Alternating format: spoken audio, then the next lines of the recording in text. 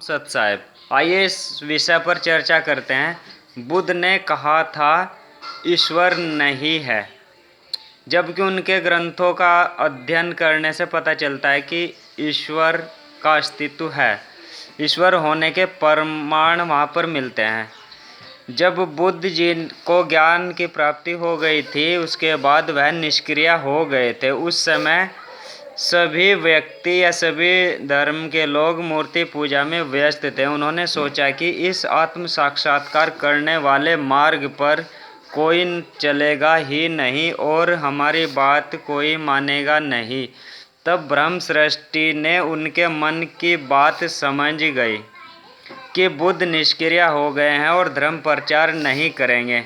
इनको आत्म साक्षात्कार हो गया है, यही तो प्रचार प्रसार कर सकते हैं। धर्म के लिए साधारण मनुष्य थोड़ा ही कर सकता है सच्चाई का प्रचार। तब ब्रह्म सृष्टि उनके सामने अचानक मनुष्य शरीर में प्रकट हुई। धर्म प्रचार के लिए बुद्ध जी को प्रेरित किया और बुद्ध जी ने उनकी बात मान ली। यह बुद्ध और उनका धम्म डॉक्टर भीमराव अंबेडकर द्वारा लिखित पुस्तक पेज नंबर 138 से संकलित है। यह ब्रह्म सृष्टि ही ईश्वर है। नंबर 2, जब इस शरीर की मृत्यु हो जाती है तो इस शरीर में जो क्रियाशील ऊर्जा है वह निकल कर एक विशाल ऊर्जा पुंज में मिल जाती है, जो सारे ब्रह्मांड का संचारण व संचालन करती है। यह सारे ब्रह्मांड का संचालन करने वाला विशाल शक्ति पुंज ही ईश्वर है और इस शरीर में इस शक्ति पुंज का एक कण क्रियाशील होता है। इसको संज्ञा अपनी भाषा के अनुसार दे देते हैं। कोई इसको आत्मा कहता है, कोई रूह कहता है, कोई सोल कहता है। जैसे पानी के नाम अलग अलग होते हैं प्रत्येक भाषा में, लेकिन उसका काम एक ही होता है। यह वाक्य जो है बुद्ध और उनका धम्म पेज नंबर 298 पर लिखित है। अब ईश्वर के अवधारणा को समझते हैं कि ईश्वर क्या होते हैं। ईश्वर ऐसा नहीं है जैसा लोग आज व बुद्ध के समय में समझते थे कि जैसा मूर्तियों में है। यानी हमारे समाज में जो मूर्तियाँ प्रचलित है, साधारण व्यक्ति उनको ही समझते हैं कि ईश्वर ऐसा ही होगा, लेकिन वैसा नहीं है।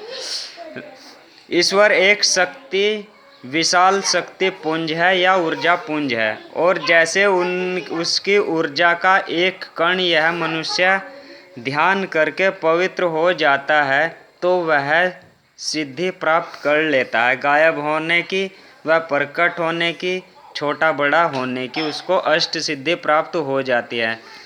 तो यह विशाल ऊर्जा पुंज तो सर्वशक्तिमान है, वह कुछ भी कर सकता है। जब एक छोटा सा कण, ऊर्जा का एक कण जो इसके शरीर में क्रियाशील है, वह तरह तरह के यानी अष्ट सिद्धियाँ प्राप्त हो जाती है, तो विशाल पुंज क्या नहीं कर सकता। ईश्वर मूर्तियों में वह मूर्ति जैसा नहीं है, यह सच्चाई। ईश्वर नहीं है, यह बुद्ध जी ने क्यों कहा था, इसके विषय में थोड़ा सा गहराई से अध्ययन करते हैं तथा अनेक पहलुओं पर सोच कर देखते हैं। यह समझना महत्वपूर्ण है। नंबर 1, बुद्ध जी के समय में मूर्ति पूजा होती थी, वह आज भी होती है। तब उन्होंने अपने शिष्यों से कहा होगा कि मूर्तियों में भगवान या ईश्वर नहीं है और उनकी पूजा पाठ करने से ईश्वर मिलेगा नहीं, यानी वहाँ है ही नहीं। और बुद्ध जी भिक्षुओं को साक्षात करवाते थे। नंबर 2, पवित्र किताबों वेद पुराणों का पाठ या कथा करने में भगवान नहीं है, क्योंकि आज भी ईश्वर से भी ज़्यादा पवित्र मानते हैं धर्म ग्रंथों को। तो जैसे यही ईश्वर हो, इसी तरह से पूजा जाता है हमारे समाज में कि जैसे यह धर्म ग्रंथ ही ईश्वर का स्वरूप है। लेकिन बुद्ध जी ने अपने शिष्यों को यह भिक्षुओं को समझाता है कि ईश्वर ग्रंथों में नहीं है। नंबर 3, तथागत बुद्ध जानते थे कि यदि भिक्षुओं को पहले ही बता दिया जाए कि ईश्वर है या ईश्वर इस तरह से होता है, ऐसा होता है, तो उनकी इच्छाएं जागृत हो जाएंगी, और जब इच्छाएं जागृत हो जाती है तो उनका ध्यान नहीं लगेगा। इसलिए उन्होंने भिक्षुओं को इस बात से मना किया था कि ईश्वर नहीं है, जिससे कि भिक्षु अब ध्यान में मगन हो, और जब ध्यान की एकाग्रता नहीं होगी तो वह साक्षात्कार नहीं कर पाएंगे। इसलिए भिक्षुओं को पहले से मना किया गया होगा बुद्ध जी के द्वारा। नंबर 4, बुद्ध जी ने कहा था जो ध्यान रूपी शिक्षा वाली शेरनी का दूध पिएगा वही तो दहाड़ेगा।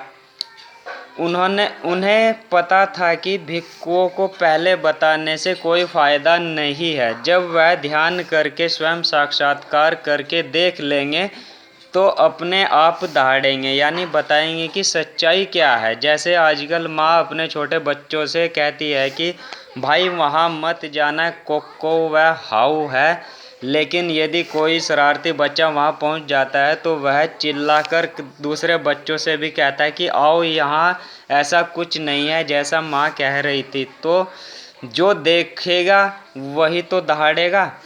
चलो आप भी देर न करो और ध्यान रूपी शेरनी का दूध पियो, यानी एकाग्रता वाला दूध पियो, और बताओ या दहाड़ो की सच्चाई क्या है।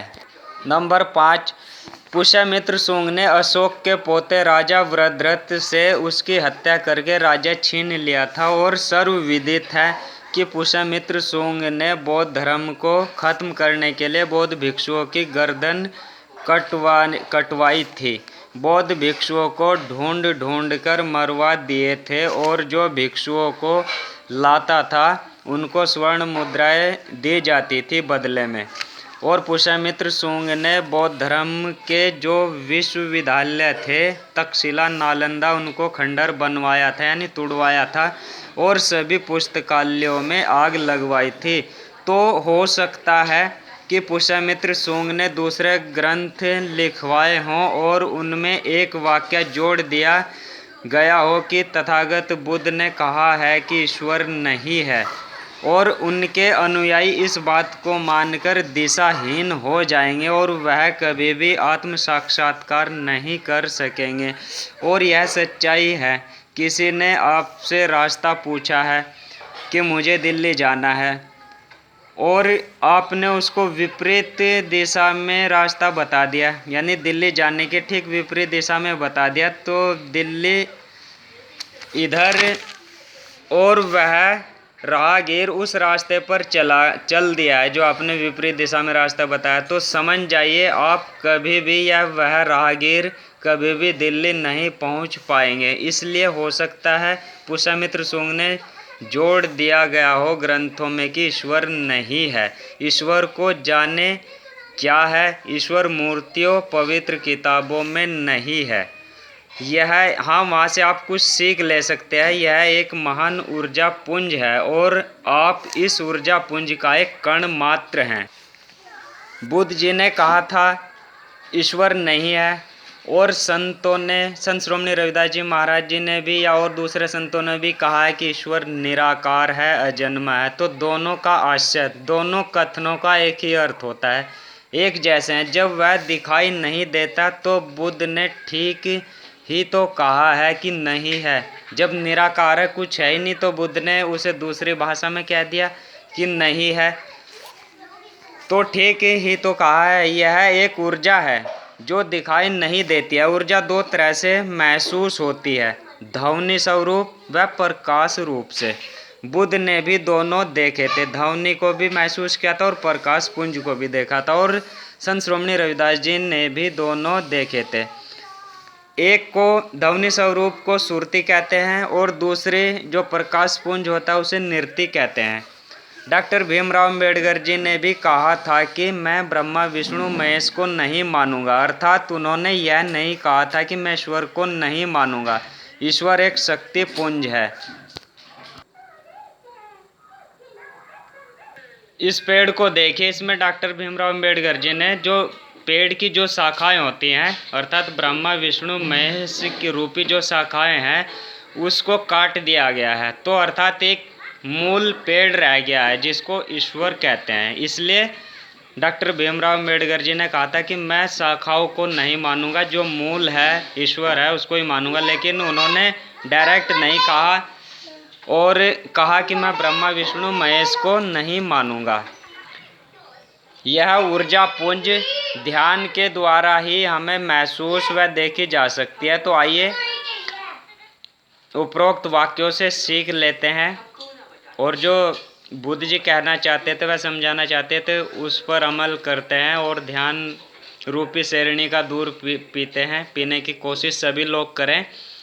और वही बुद्ध जी ने कहा था कि वही दौड़ेगा जो शिक्षा रूपी शेरनी का दूध पिएगा। उस बुद्ध के समय की शिक्षा ध्यान योग ही थी। सतराम सत साहिब।